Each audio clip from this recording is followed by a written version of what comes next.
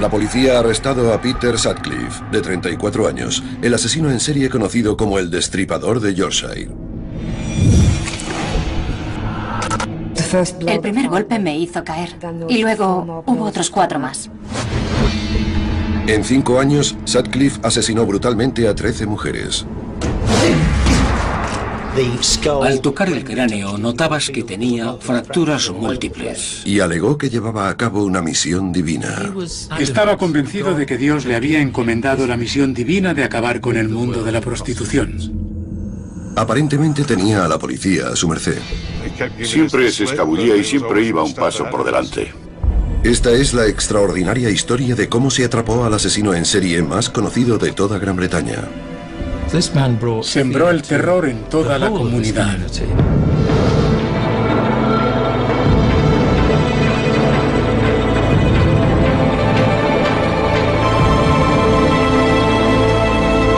Asesinos en serie, el Destripador de Yorkshire.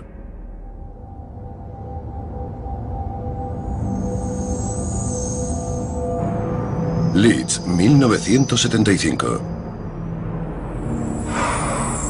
Aparece el cuerpo de una mujer no identificada en un campo en el corazón de la ciudad. Es la 4ª prostituta asesinada que constata la policía ese año. Pero este caso es diferente. Hay algo en las lesiones que preocupa al profesor Mike Green, patólogo forense. La característica más importante era que había recibido 1 o 2 golpes en la parte posterior de la cabeza, más o menos por aquí. Y una vez la víctima estaba inmovilizada, le causaba otras lesiones. Estos son puñaladas. Tenían una forma poco habitual. Pero lo que era menos frecuente era que todas estas heridas mostraban reinserción. Y esta es una de las muchas cosas que hacen que este caso fuera diferente de un homicidio típico. La verdad es que nunca había visto algo parecido y no creo que mucha gente lo vuelva a ver. La víctima es Vilma McCann, de 28 años. Vivía a escasos metros del campo en el que se halló su cuerpo. El recuerdo de aquel día permanece vivo en la memoria de su hijo Richard. Un agente nos sentó y nunca olvidaré sus palabras. Tu mamá se ha ido al cielo y no vas a volver a verla. Tenía 5 años y me quedé destrozado. En las semanas posteriores nos enteramos de que la habían atacado en la parte de atrás de la casa, en ese campo. Alarmada por la brutalidad del ataque, la policía de West Yorkshire abre una línea de investigación. Pero el asesino de Vilma McCann sigue sin aparecer.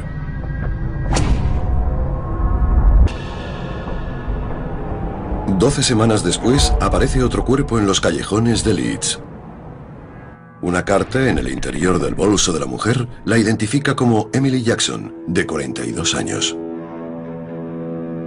El forense Mike Green se da cuenta de que se está formando un patrón perturbador. Cuando apareció el segundo caso empezaron a aflorar las similitudes. Volvía a tratarse de una mujer con un golpe en la cabeza, puñaladas en el abdomen, y no olvidemos su profesión. Se decía que aquella mujer hacía la calle. A Kit Hallowell, el inspector jefe de la policía de West Yorkshire, le preocupa que no consigan encontrar al asesino. Nuestra estadística de casos de homicidios cerrados había sido alta, mayor que la del resto del país. Había años en los que no quedaba ninguno sin resolver, pero de repente teníamos uno y luego otro, y no los resolvíamos. Y los miembros de la policía se sentían frustrados. La prensa aprovechó las similitudes entre los dos homicidios. El inspector Andrew Laptew estaba presente cuando la policía encuentra la primera pista para identificar al asesino. Emily Monica Jackson fue hallada en la parte de atrás de una panadería. Vimos que tenía una huella de bota de goma muy clara en uno de los muslos. En la zona en la que se halló el cuerpo se encontraron más huellas de estas botas. El equipo de forenses procedió a su análisis. Se hizo un molde de las botas en escayola porque se dieron cuenta de que así tendrían una idea de la talla del calzado que había dejado la huella. Tenían un patrón de pisado con el que podían empezar a trabajar. Cuando el equipo de forenses descubre que la huella pertenece a una bota de trabajo de la talla 40, sospechan que el homicida puede ser un obrero.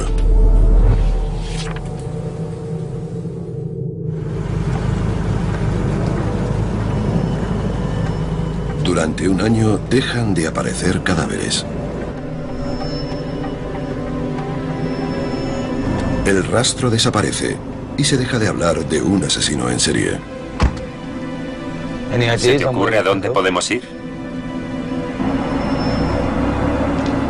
Pero solo es la calma que precede a la tormenta. Asesinos en serie. Asesinos en serie.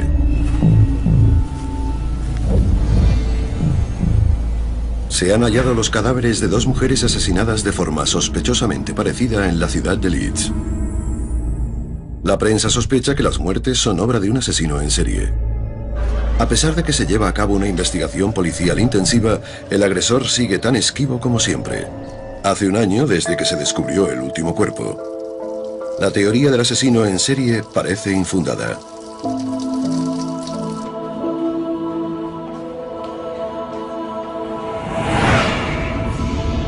Pero todo está a punto de cambiar.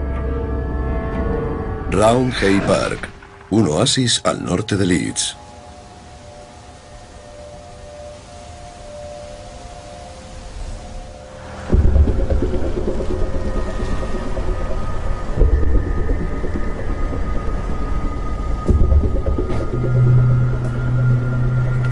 El 5 de febrero de 1977, la tranquilidad del parque se ve amenazada.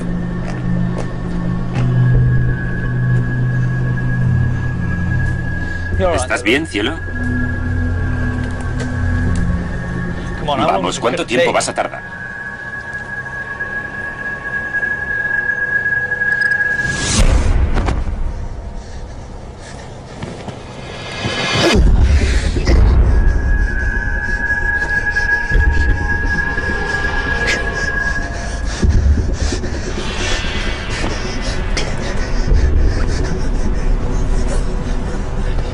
Para el patólogo Mike Green, las lesiones son preocupantemente similares a las de los dos homicidios anteriores. Cuando apareció el tercer cuerpo, vimos que volvía a tratarse de un golpe en la cabeza y de puñaladas en el abdomen, así que por aquel entonces estaba claro que era un asesino en serie. Los peores miedos de la policía se confirman. Se trata de un asesino en serie. Los agentes veteranos que trabajaban en las primeras fases del caso iban atando cabos respecto al método utilizado para atacar a las víctimas. Las golpeaba en la cabeza con un martillo y después las apuñalaba con saña. Era evidente que se trataba de una sola persona. La víctima era Irene Richardson, de 28 años. Alrededor del cuerpo había manchas de barro, lo que apuntaba a otro inquietante giro en el homicidio. Quien quiera que lo hiciese se puso en la posición de la primera persona que la viese y que daría la vuelta a la esquina. Y casi como un productor de cine o televisión, nos lo podemos imaginar haciendo un encuadre y diciendo, no, así no está bien. Voy a separarle las piernas un poco más. Arrastró su cuerpo al menos 2 veces, quizá 3, para conseguir el máximo impacto. Y allí estaban las marcas en el suelo. No solo colocó el cuerpo, sino también sus pertenencias. Le puso las botas con cuidado y dispuso el contenido del bolso perfectamente a un lado. Tras examinar la zona se descubrió algo en lo que el asesino no pensó. huellas de neumáticos. La policía elaboró rápidamente una lista de los coches que utilizaban las mismas ruedas y empezó a localizar a los 53.000 propietarios de esos coches de diferentes modelos. A pesar de contactar con más de 30.000 propietarios, no obtienen más información y se detiene la búsqueda. Es un gran golpe para la policía. La verdad es que estábamos muy deprimidos porque se estaban produciendo asesinatos y no íbamos a ningún sitio a pesar del gran esfuerzo que se estaba llevando a cabo con la investigación. Tras 3 muertes, la policía no está ni cerca de atrapar al homicida. Aunque 18 meses antes les habían dado la descripción de un agresor cuyo método de ataque coincidía con el del asesino.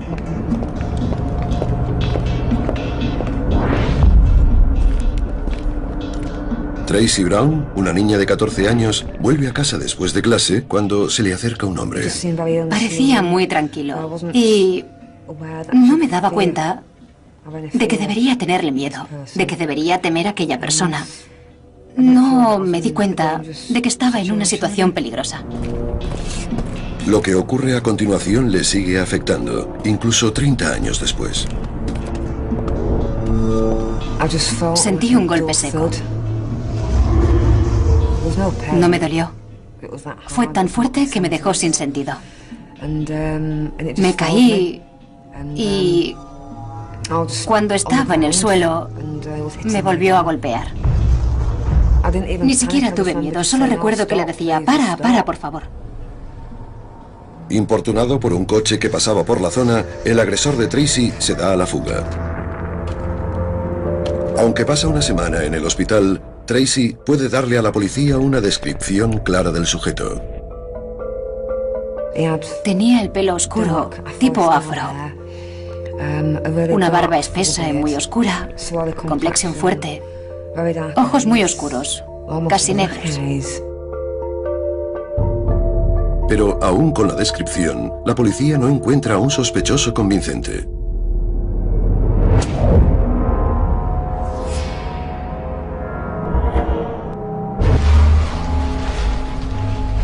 En la primavera de 1977 se descubre el cuerpo de una cuarta mujer. Pero en esta ocasión hay otra variación brutal en el método. Estamos en Oak Avenue y este es el escenario del crimen en el que se encontró a Patricia Atkinson. Aquí había algo fuera de lo normal, una desviación en sus métodos de asesinato habituales.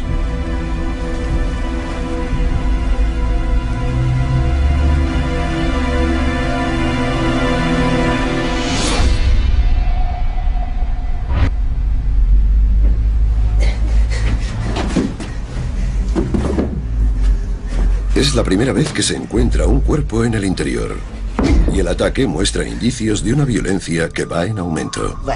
Las lesiones de la cabeza eran muchísimo más graves. Bajo la piel, el cráneo era como una bolsa de canicas, como solemos llamarlo. Al tocarlo, notabas que tenía fracturas múltiples.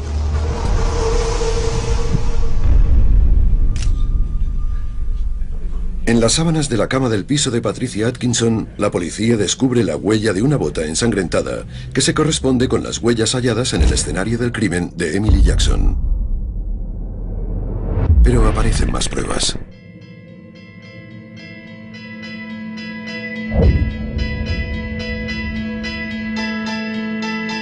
En 18 meses, el asesino se ha cobrado la vida de 4 mujeres y ha dejado huérfanos a 13 niños. La policía realiza entrevistas en 2.300 viviendas y recoge 2.000 declaraciones en vano.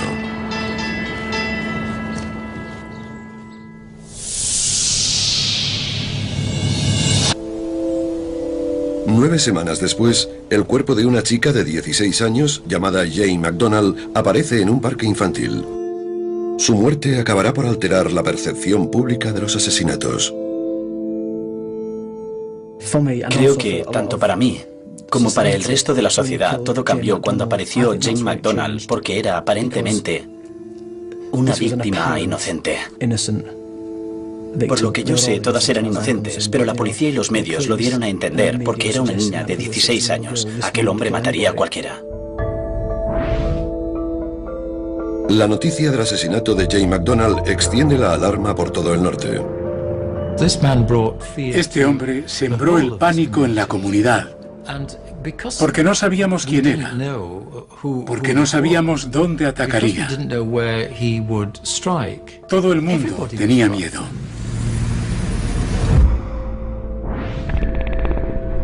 Tras el asesinato de Jane McDonald, George Oldfield, subdirector de policía, se pone al frente de toda la línea de investigación. Lo primero que hace es reunir toda la información sobre los 5 asesinatos. El volumen de información recabada es enorme. Oldfield empieza intentando cruzar los datos de todas las pruebas. Bueno, escuchad. Todos tenemos que obtener declaraciones más detalladas. Y quiero que lo registréis todo en tarjetas ordenadas con un índice. Manos a la obra.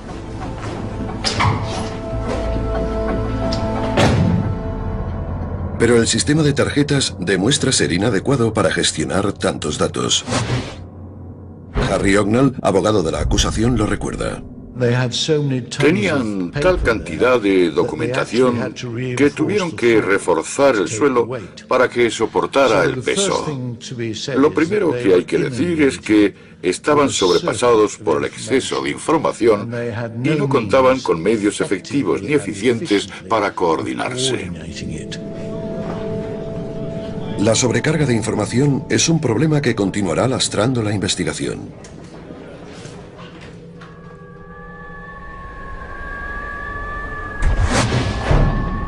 La 6ª víctima del asesino se encuentra en una parcela cercana a un cementerio de Manchester. El cuerpo corresponde a Jean Jordan, de 20 años.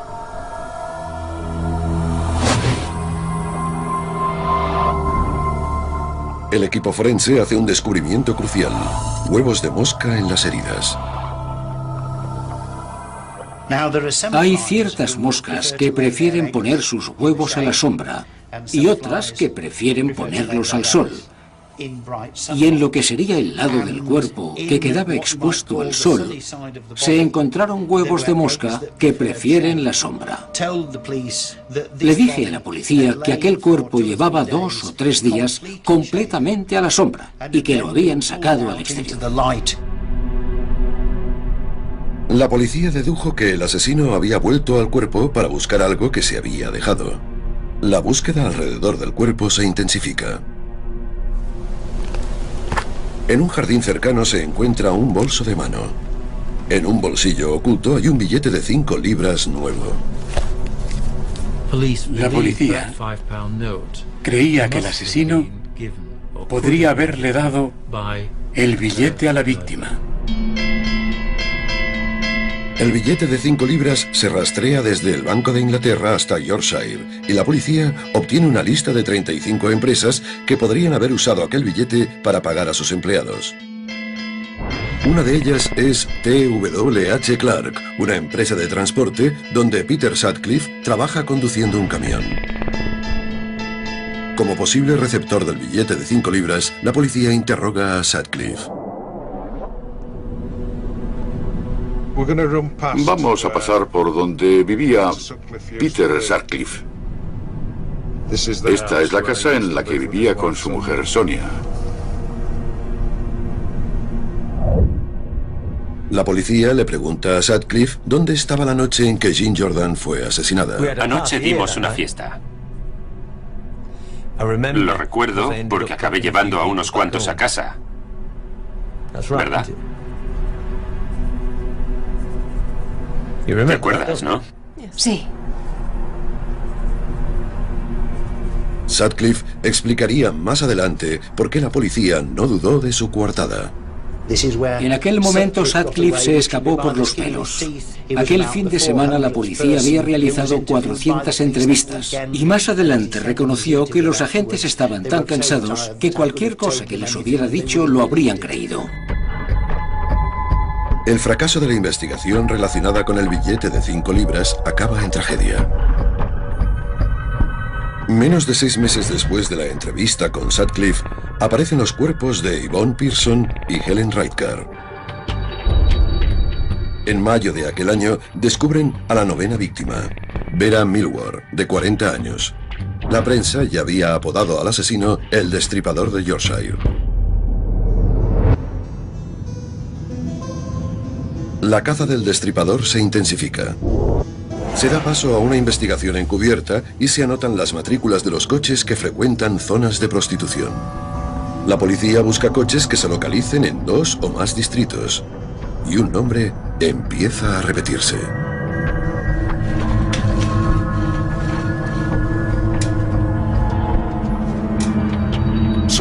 Sutcliffe había sido avistado en zonas de prostitución 3 veces en Leeds, una en Manchester y muchas veces en Bradford, unas 17 veces.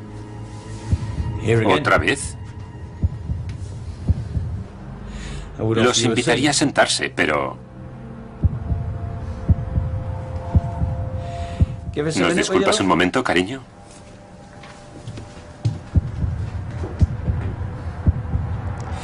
¿Cuántas veces tengo que repetirlo? Paso por el centro de Bradford cuando vuelvo a casa. Y llevo siglos sin pisar Leeds. No tengo nada que pintar allí. Así que, si no les importa...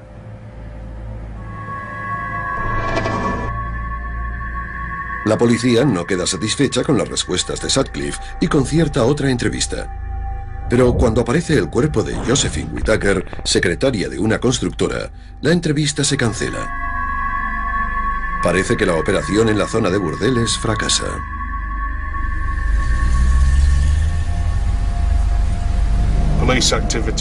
La actividad policial era tan intensa que lo habrían localizado en las zonas de prostitución. Así que decidió seleccionar a sus víctimas en otra parte, lejos de los prostíbulos.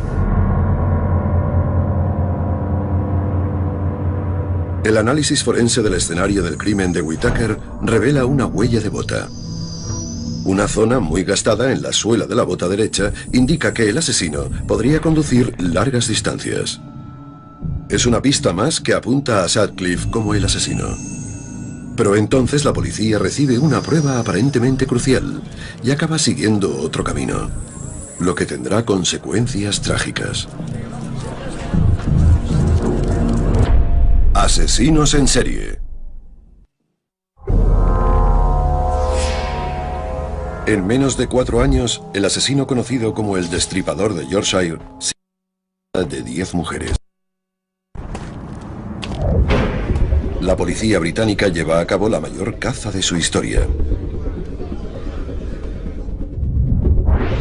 Un camionero llamado Peter Sutcliffe ha sido interrogado 4 veces en relación con los asesinatos. ¿Se estará estrechando el cerco alrededor del Destripador de Yorkshire?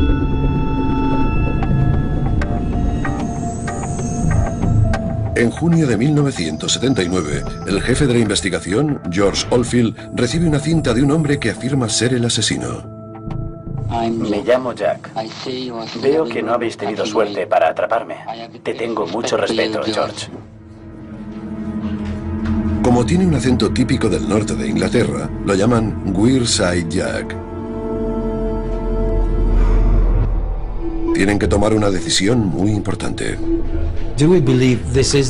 ¿Creemos que es el hombre que buscamos y vamos a por él?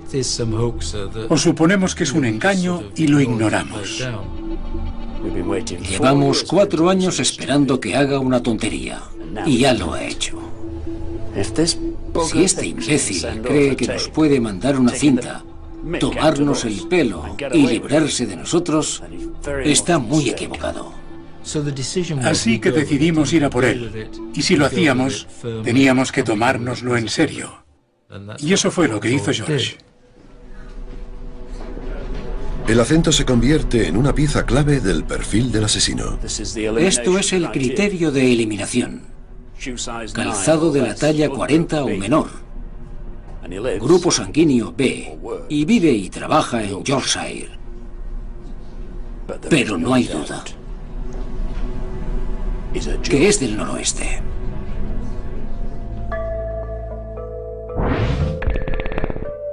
Gracias a la cinta, la policía inicia una campaña publicitaria a nivel nacional. Uno de los recuerdos más vivos que conservo de aquella época es de cuando la policía de West Yorkshire recibió la cinta. Me llamo Jack y no estáis ni cerca de cogerme, aunque haya empezado esto hace 4 años. La escuché una noche y pensé, Dios mío, ese es el hombre que mató a mi madre y me va a matar a mí también. Y aquel recuerdo escalofriante me persigue desde entonces. La policía recibe instrucciones de continuar con las entrevistas para tomar nota de los acentos de los hombres interrogados. Andrew Laptew va a interrogar a Peter Sutcliffe. Le explicamos qué queríamos y nos invitó a pasar a su salón. No sé por qué no dejan de molestarnos. Mis compañeros de trabajo han empezado a llamarme destripador. Y ya me estoy cansando. En aquel momento intentábamos romper el hielo con Sonia. Es tu oportunidad para librarte de tu marido, si quieres. Normalmente la gente reacciona, se ríe o algo así. Pero Peter Sutcliffe y Sonia no dijeron nada. No contestaban nada, ni una risa. Me pareció un poco extraño. ¿Nos traes una taza de té?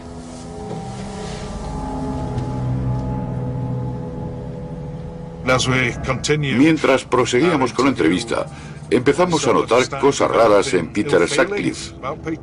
Era muy reservado, muy indiferente. Miren, yo no frecuento prostitutas. Nunca lo he hecho. ¿Por qué iba a hacerlo?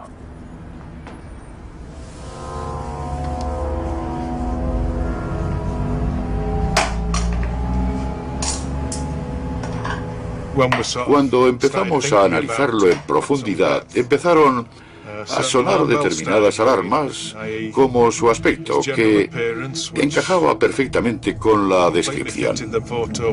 La talla de pie encaja con las huellas de las botas halladas en los escenarios del crimen. Su empresa, TWH Clark de Shipley, había sido incluida en la investigación relacionada con los billetes.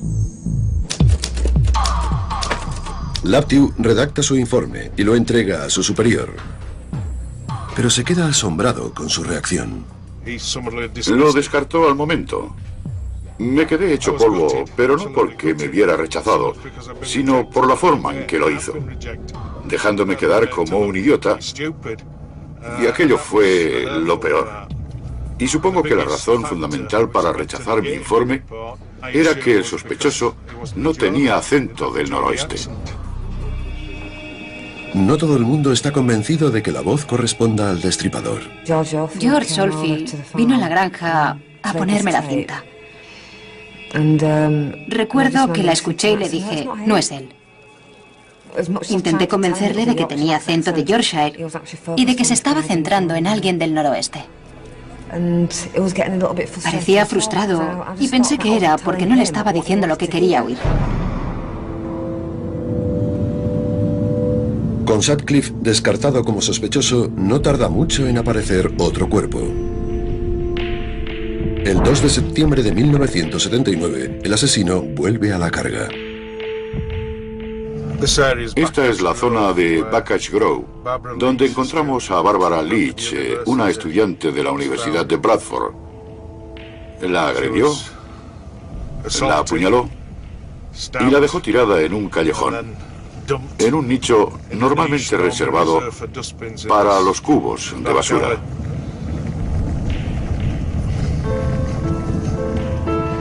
otra víctima inocente. Es un gran revés para la policía.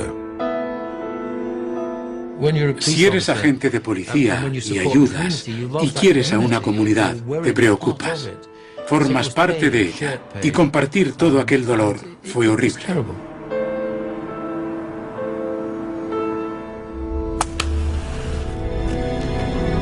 La presión crece por momentos y la policía de West Yorkshire pide ayuda exterior. George, ¿por qué no llamamos a Scotland Yard? ¿Scotland Yard? Esos inútiles ni siquiera han atrapado a su destripador. Venga, vete a casa.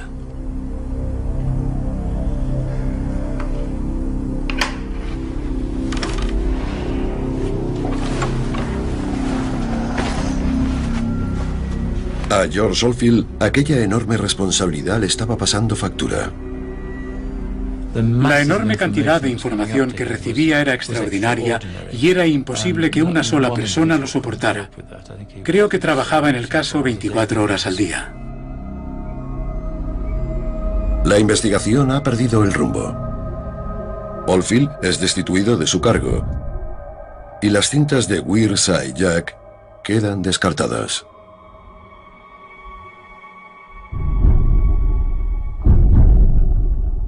Entre agosto y noviembre de 1980, el destripador se cobra la vida de 2 víctimas más. Margaret Walsh, funcionaria, y Jacqueline Hill, estudiante.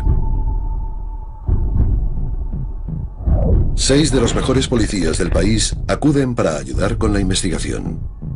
Se les conoce como la Superbrigada del Destripador. Uno de los miembros más importantes es el profesor Stuart Kind, forense. Usando los conocimientos adquiridos en las fuerzas aéreas británicas, Kind idea una técnica totalmente nueva para dar con el destripador. Al cruzar los datos de los lugares y las horas de cada ataque, Kind concluye que probablemente el asesino sea de Bradford, la ciudad en la que vive Peter Sutcliffe.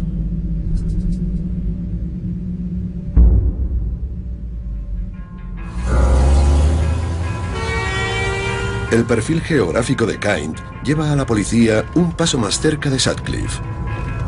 ¿Pero cogerán al asesino antes de que vuelva a matar?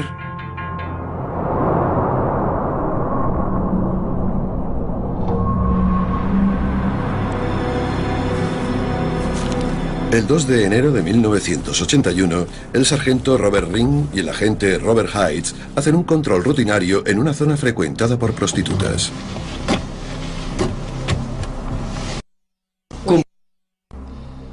John Williams. ¿De dónde es, señor Williams? De Rotherham. ¿Quién es ella? Mi novia. ¿Cómo se llama? No lo sé, no hace mucho que la conozco. ¿Está de broma? ¿Le parece que haya caído de un árbol de Navidad? Espere aquí. Cuando comprueban la matrícula, ven que los datos no coinciden con el coche ni con el conductor. La matrícula es de un Skoda y usted no parece ser el señor Kahn. Voy a proceder a arrestarlo. Salga. Tú quédate ahí, cielo.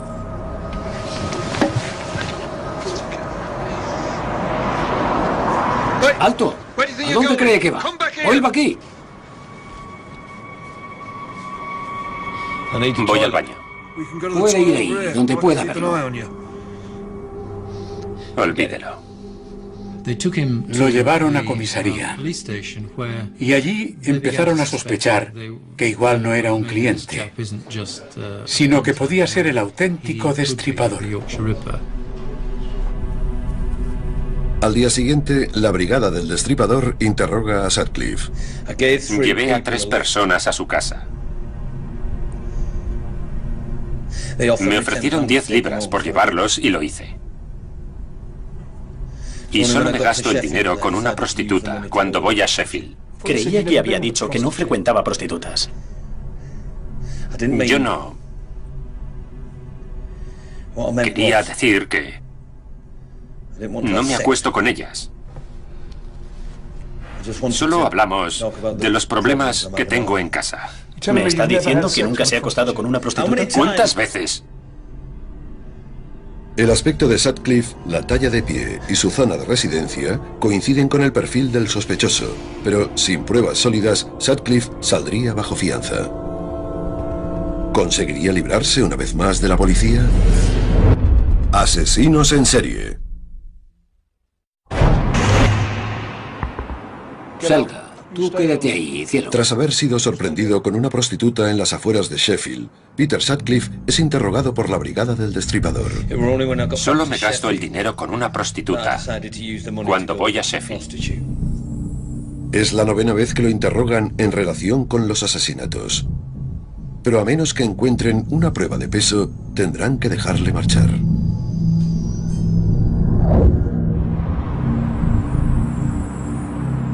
Cuando el sargento Robert Ring se entera de que el hombre que ha arrestado la noche anterior está siendo interrogado por la brigada del Destripador, decide seguir una corazonada. Recuerda que Sutcliffe había desaparecido unos segundos. ¡Alto! Y vuelve a la zona para investigar.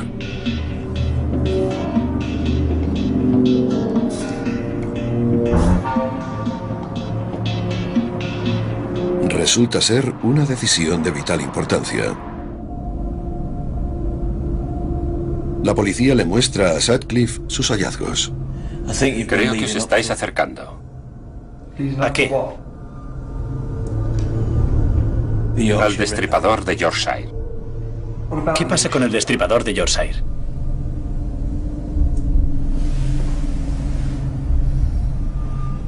Soy yo.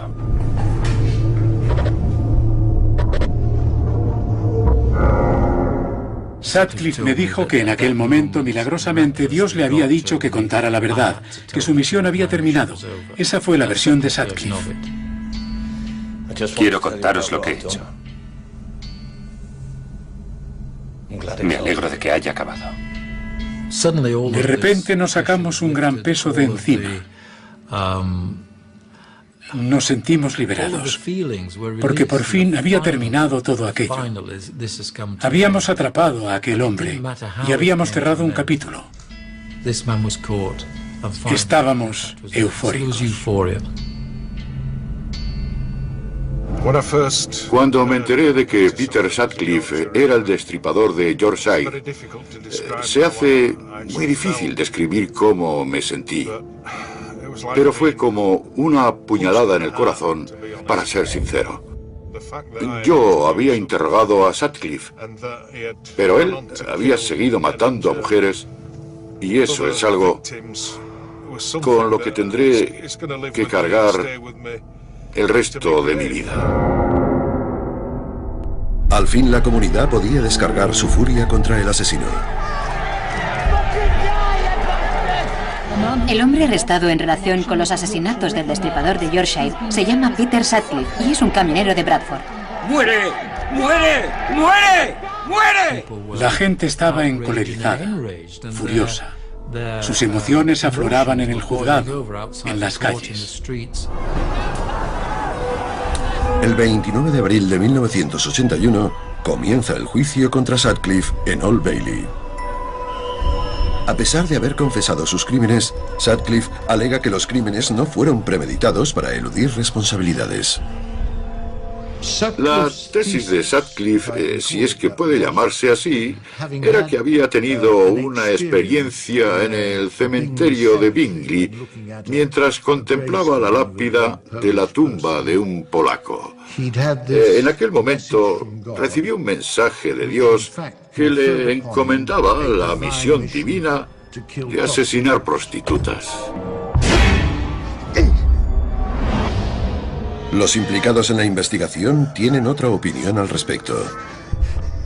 Creo que mató a aquellas mujeres para obtener algún tipo de satisfacción sexual. Creo que era la única forma que tenía de conseguirlo. Necesito que se quite la ropa para el análisis forense.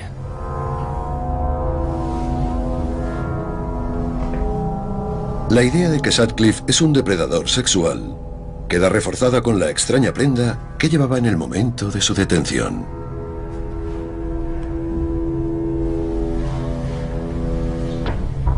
¿Qué demonios es eso? Calentadores. Los calentadores de Sutcliffe estaban hechos con un jersey de cuello en pico que los utilizaba para protegerse las rodillas mientras los genitales quedaban al descubierto. Esta prenda, según he entendido, demostraría que las agresiones, y en algunos casos, muchos de ellos, los asesinatos eran premeditados porque se masturbaba sobre sus cuerpos. El juicio contra el destripador del Yorkshire se prolonga 14 días.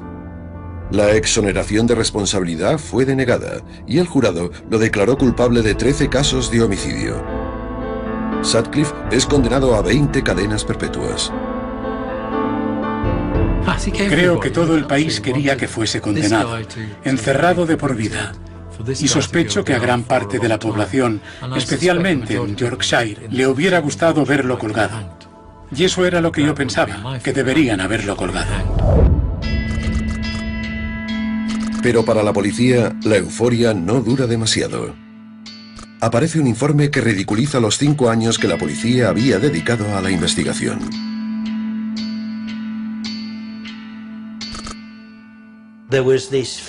Había un gran pesar entre los compañeros más veteranos que se habían dedicado en cuerpo y alma a la investigación y cuyas cabezas habían rodado para satisfacer a la prensa.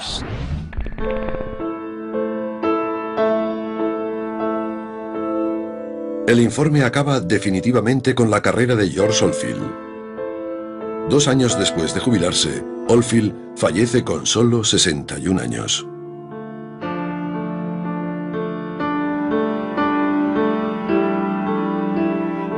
«30 años después, los efectos de la brutalidad de Sutcliffe se siguen padeciendo». ¿Por qué me hizo aquello? ¿Qué le pasaba por la cabeza? ¿Cómo se sentía? ¿Tiene remordimientos por lo que hizo? No solo por mí, sino por todas las demás. ¿O es que no tiene nada dentro y es simplemente malvado? He visto cómo ha afectado a mi familia, a mis hermanas, sobre todo a Sonia, la mayor, que creía que no merecía sobrepasar la edad de mi madre, que murió a los 28. Cuando Sonia los cumplió, se puso peor porque creía que no merecía vivir. Y desgraciadamente, Sonia se suicidó en diciembre. Las pasadas Navidades y... todo eso se lo achaco a lo que hizo Peter Sutcliffe la noche que mató a mi madre. En 2006, John Campbell, de 50 años, admitió haber enviado las cintas falsas y fue condenado a 8 años por obstrucción a la justicia. Más tarde, Peter Sutcliffe le confesó a Keith Hallowell que había agredido a Tracy Brown. En 1984, Sutcliffe fue transferido al Hospital Psiquiátrico Penitenciario Bradmoor, donde permanece hoy en día.